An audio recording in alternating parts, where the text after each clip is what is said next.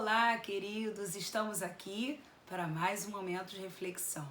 E hoje eu tenho uma palavra de Deus para você com o tema Nada está perdido.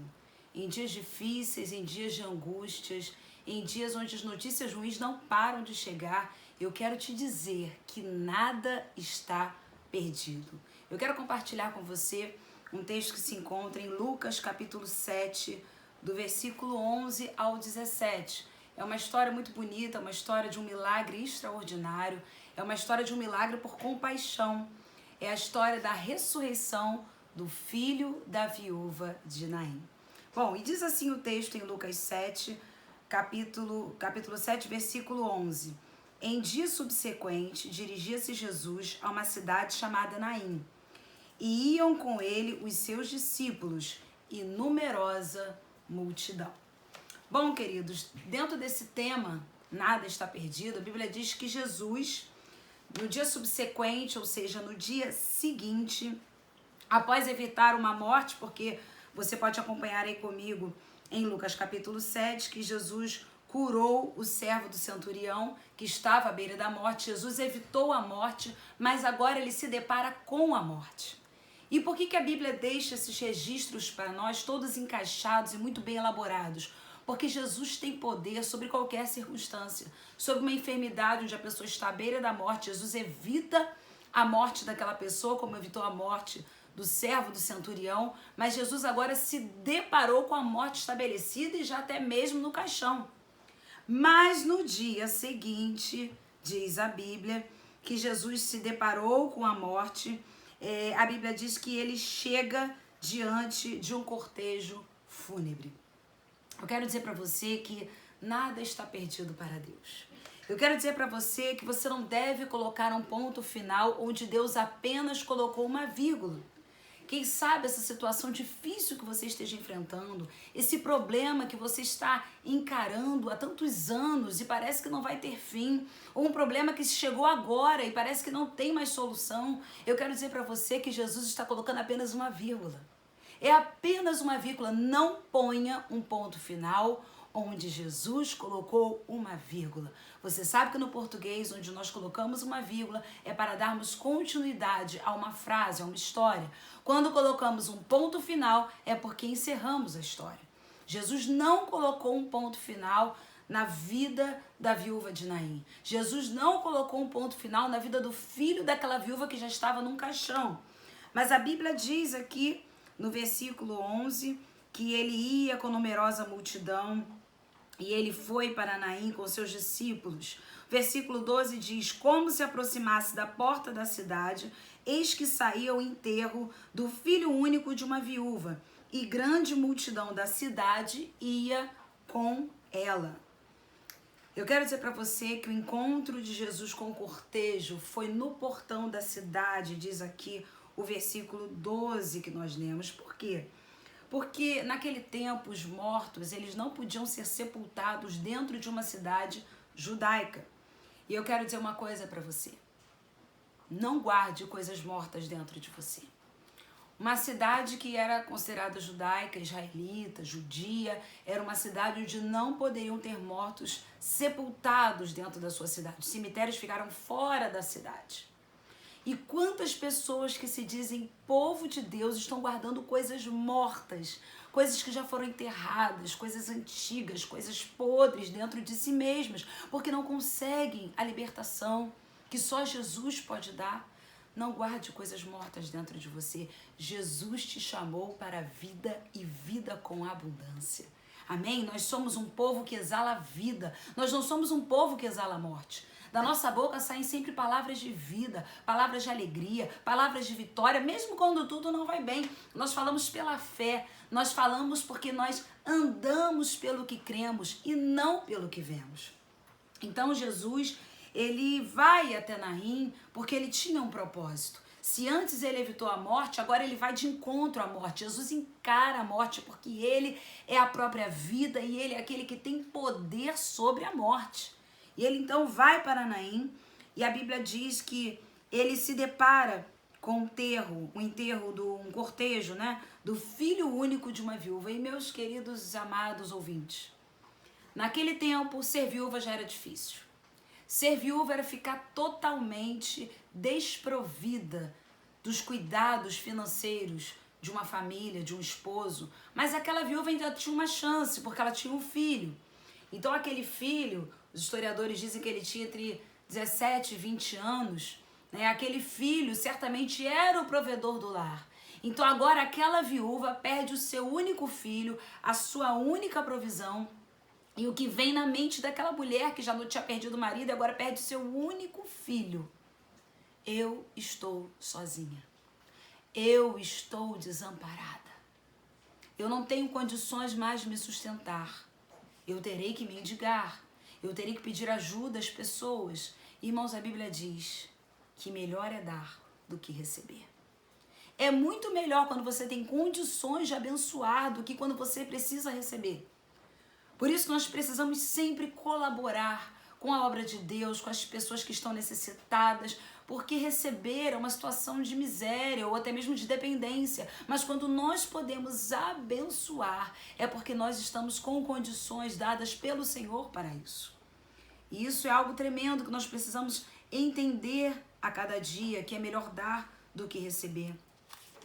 E aí o versículo 13, a Bíblia diz assim: vendo-a, o Senhor se compadeceu dela e lhe disse: não chores.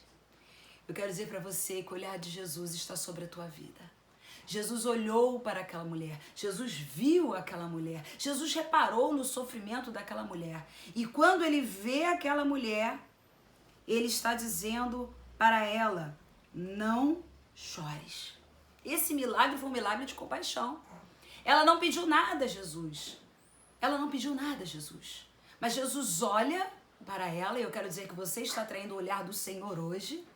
Jesus olha, se compadece, sente compaixão. Ele sabe pela sua onisciência toda a história de vida daquela mulher.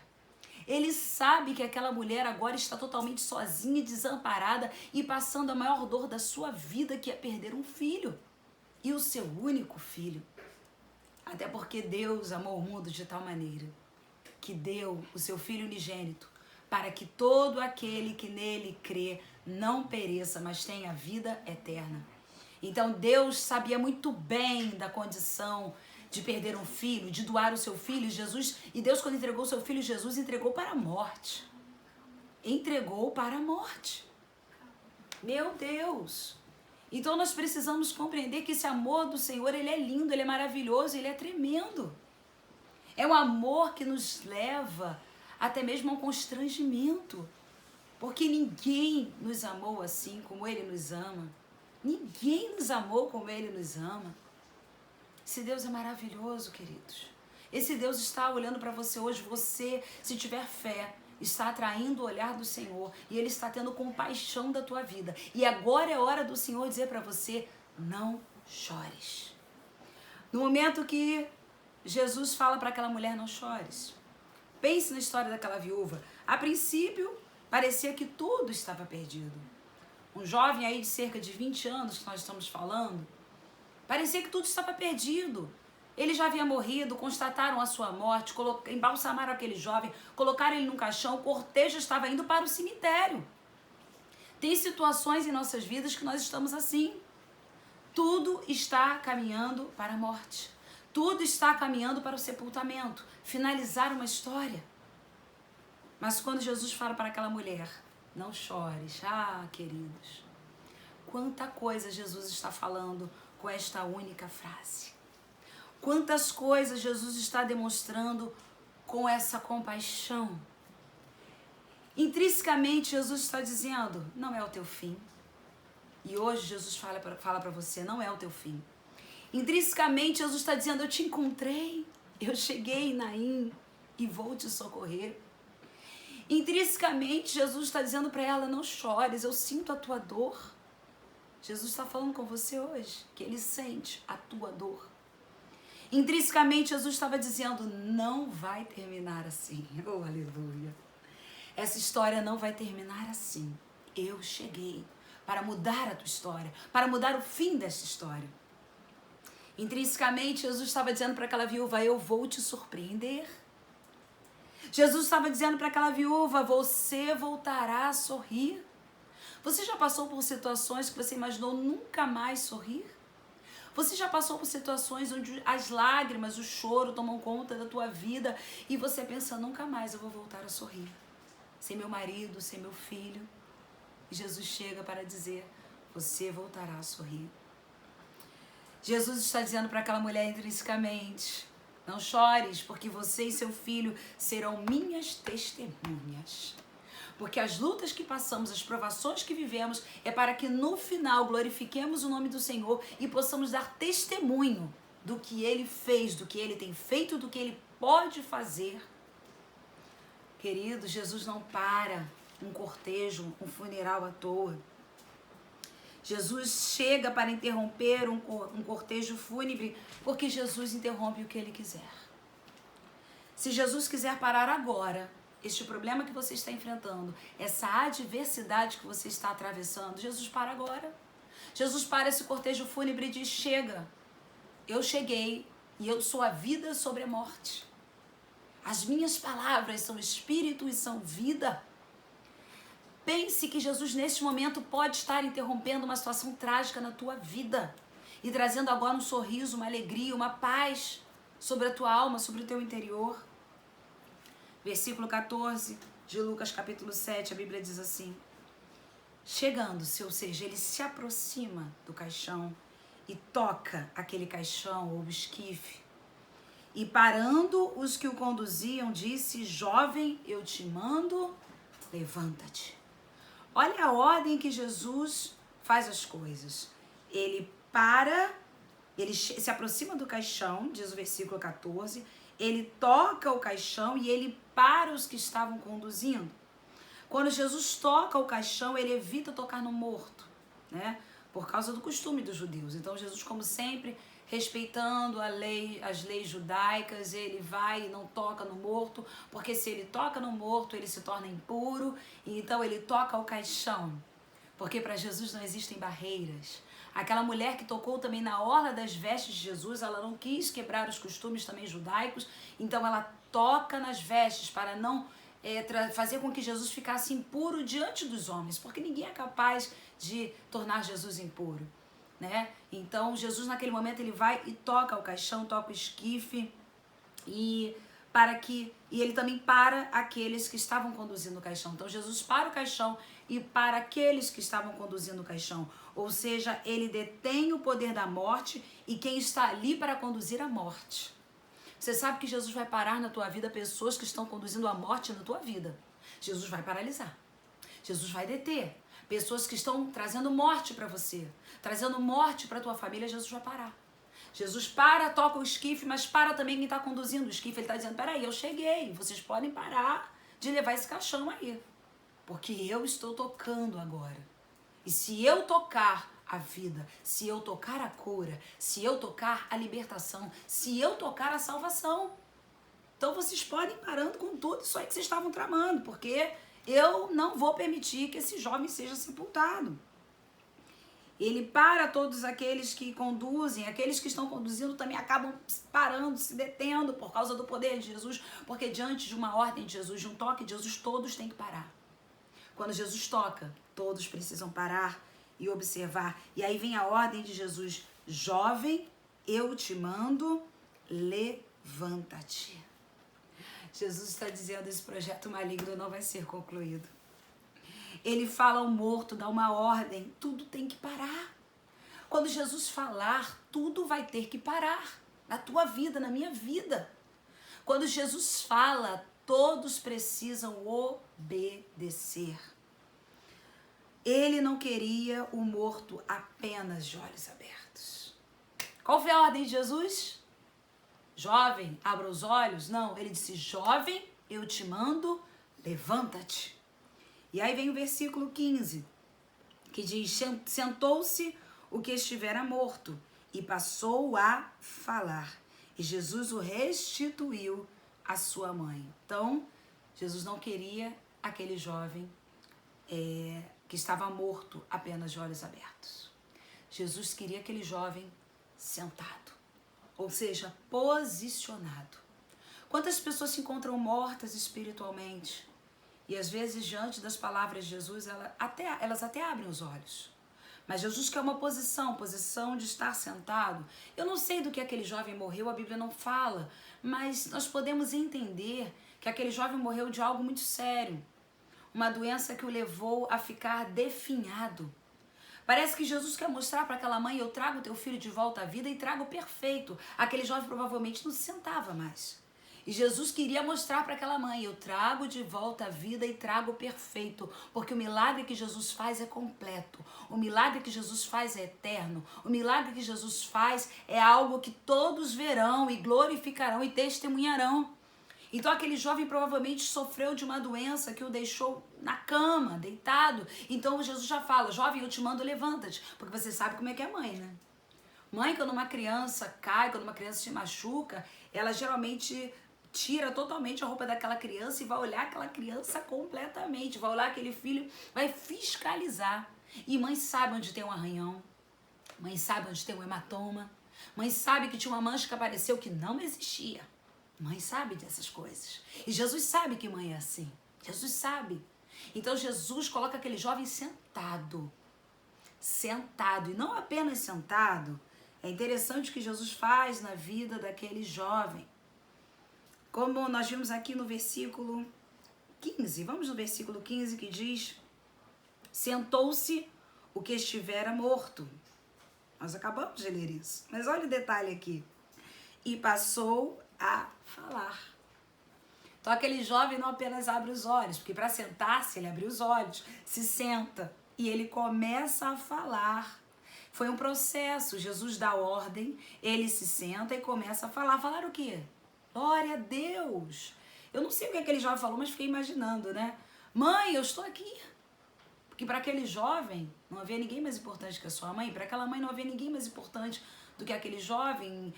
Nós entendemos que só ficaram os dois. Então será que ele falou: mãe, eu tô aqui. Não chora, mãe, eu tô aqui. Será que ele falou: glória a Deus? Será que ele falou: gente, o que aconteceu? Que isso? O que eu tô fazendo aqui? Eu não sei o que ele começou a falar. O que você fala quando vivencia o milagre? O que você fala quando vivencia o milagre? Eu geralmente falo: glória a Deus, obrigada Jesus, louvado seja o teu nome. Tu és fiel, tu és maravilhoso, Senhor. Eu sempre engrandeço e exalto o nome do Senhor. Mas eu não sei o que aquele jovem falou, eu sei que ele começou a falar. Por quê também? Provavelmente a doença daquele jovem que o levou à morte foi uma enfermidade que também o calou. E Jesus queria restituir a mãe, aquela viúva, o seu filho completamente curado. Então ele estava mostrando: viu, mãe?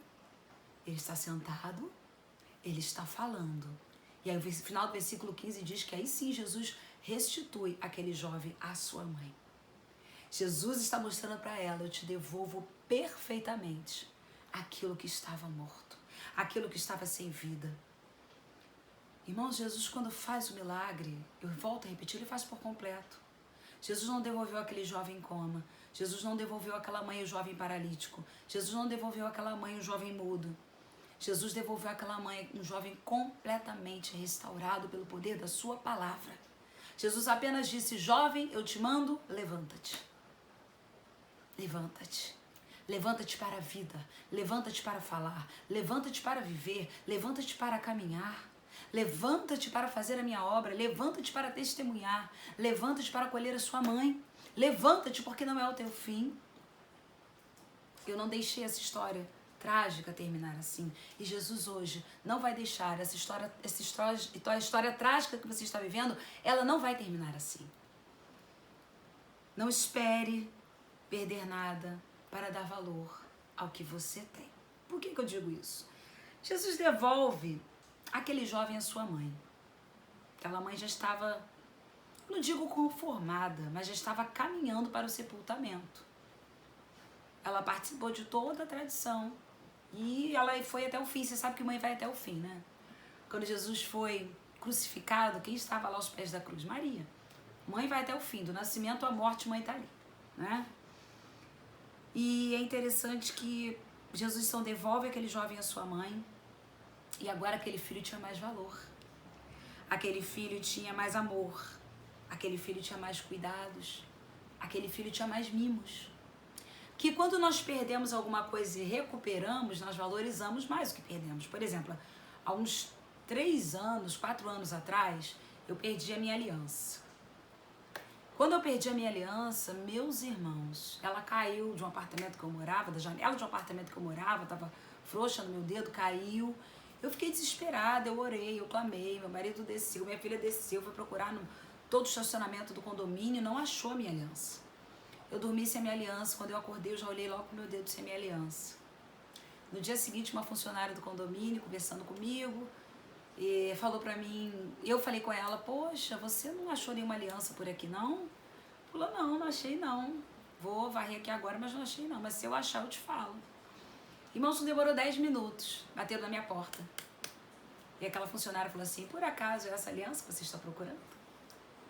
Eu me emocionei, eu falei, glória a Deus, é ela mesma onde estava. E ela falou, em cima de uma pedra. E eu falei pra ela, porque graças a Deus, meu relacionamento, meu casamento está firmado na pedra, na rocha que é Cristo. Isso é mais um simbolismo para minha vida e é mais alguma coisa que Deus está querendo me dizer. Eu agradeci àquela mulher, orei com aquela mulher, pedi ao Senhor que abençoasse profundamente. E eu digo para vocês que desde então eu dei muito mais valor à minha joia perdida. Pense naquela mulher que já estava quase que conformada com a morte do seu filho, estava para sepultá-lo. Agora tem o seu filho restituído com toda a saúde. Ela começa a dar mais valor àquele filho. Sabe quando o filho fica doente e a gente cuida até aquele filho ficar são? Que quando o filho está doente, gente, não tem dia, não tem hora, não tem noite, não tem madrugada, não tem manhã. Você só vê a doença daquele filho e quer ver a sua recuperação. Quando ele se recupera, o que a gente faz? A comida que ele quer, né? No meu caso, que ela quer. Um mimo, a limpeza no quarto especial, aquela aguinha gelada na hora que ele está pedindo, leva para dar um passeio, porque a gente valoriza mais. Eu digo para você, não espere perder nada para dar valor ao que você tem. Olhe para as coisas que você tem e diga, obrigada, Jesus. Obrigada, Senhor. Seja grato ao Senhor por tudo que Ele te deu. Pela saúde, pela vida, pela sua família, pelos bens, pelo alimento de cada dia, pela provisão, pela paz que excede todo entendimento. E para a gente finalizar, o versículo 16 e o versículo 17 dizem assim, vamos para o 16 que diz, todos ficaram possuídos de temor e glorificavam a Deus dizendo, grande profeta se levantou entre nós e Deus visitou o seu povo. O Messias foi reconhecido por uma grande multidão. Perceberam aqui no versículo 16 que grande multidão dizia, grande profeta se levantou entre nós. Então ali em Naim, o Messias foi reconhecido como profeta, como filho de Deus. Ou seja, naquele lugar, em Naim, houve salvação em massa. Houve avivamento em Naim. Porque avivamento não é falar em línguas, avivamento não é profetizar, avivamento não é ter revelações, avivamento é salvação. Avivamento é salvação. E naquele caso em Naim houve salvação em massa, avivamento em massa. Muitas pessoas reconheceram Jesus como seu Senhor. E o versículo 17 diz, esta notícia a respeito dele divulgou-se por toda a Judéia e por toda a circunvizinhança. Quem divulgou essa notícia? A viúva e o seu filho, porque eles eram um milagre ambulante. Quem é que confirmava, ainda que aquelas pessoas, aquela multidão contasse a história da viúva de Naim, quem é que confirmava o milagre? O filho e a mãe. Eles contavam, mas também confirmavam. É verdade que você esteve morto e Jesus te ressuscitou? Sim, eu acordei sentado num caixão. Eles chegavam para aquela viúva e diziam, é verdade que o seu filho morreu e Jesus o ressuscitou? Sim, isso aconteceu e eu não pedi nada. Ele sentiu compaixão pela minha vida. Ele teve compaixão por mim e hoje eu o reconheço como meu Senhor, como meu Salvador. Ou seja, a Bíblia diz no versículo 17 que essa notícia a respeito dele divulgou-se por toda a Judéia e por toda a circunvizinhança. Por quê? Porque divulgou-se a verdade. Apenas a verdade. Porque a verdade é libertadora. Quando nós divulgamos a verdade liberta. Você já foi enganado? Já mentiram pra você? É tão ruim, né, quando você descobre a verdade. O que as pessoas dizem? Era melhor você ter me falado a verdade. A mentira dói muito mais do que uma verdade revelada. A verdade revelada, por pior que seja, dói muito mais uma mentira que foi contada. Não oculte a verdade. Fale apenas a verdade.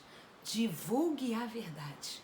Porque Jesus Cristo é o caminho, a verdade e a vida. O caminho que conduz para a salvação, que conduz aos céus, que conduz para a vida eterna. A verdade que liberta. E a vida que traz vida à nossa vida. A vida que nos motiva, a vida que em nós habita e que nos faz acordar todos os dias e nos prepararmos para a guerra que temos vivido. Notoriamente, nós somos a igreja dos últimos dias. Isso é claro, irmãos, isso é muito notório. Estude as Escrituras e você verá que nós estamos vivendo os últimos dias na Terra. E se estamos vivendo os últimos dias na Terra, estamos vivendo uma guerra, uma peleja, uma milícia, né? Mas a Bíblia diz que as armas da nossa milícia não são carnais, mas sim poderosas em Deus para destruir todo o sofisma, toda altivez que se levante contra o entendimento de Cristo. Então hoje que você se levante e entenda que nada está perdido, porque Jesus vai chegar hoje. Eu ia falar que ele pode chegar, mas eu quero profetizar que ele vai chegar na tua e na minha vida. Ele vai parar esse cortejo, ele vai finalizar esse sepultamento com vida e ressurreição. Amém? Vamos orar ao Pai. Senhor Jesus, nesta hora, Deus, eu quero clamar a Ti por cada vida que está ouvindo esta mensagem, está recebendo de Ti uma palavra de consolo, esse momento de reflexão. Ó Deus, que venha de encontro às necessidades dos nossos irmãos, de todos aqueles que estão aflitos, que acham que tudo está perdido, que eles possam ter a consciência de que o Senhor chegou para parar o cortejo, parou o cortejo porque o Senhor para qualquer coisa, o Senhor finaliza o que o Senhor quiser finalizar. Nós não somos donos de nada, tudo está em Tuas mãos, tudo vem de Ti e volta para Ti. Traga de volta a vida àqueles que se encontram mortos. Traga, Senhor, cura para aqueles que se encontram enfermos. Traga alegria para aqueles que estão deprimidos, entristecidos, ansiosos, desesperançosos. Traga vida àqueles que se encontram, Pai, contaminados com o Covid-19. Traz um milagre para aqueles que estão clamando por milagre nas suas famílias, nas suas casas. Em nome de Jesus, que possamos glorificar o Teu nome e possamos dizer como aquelas testemunhas, que grande profeta se levantou entre nós e ele continua fazendo milagres até o dia de hoje. Em nome de Jesus.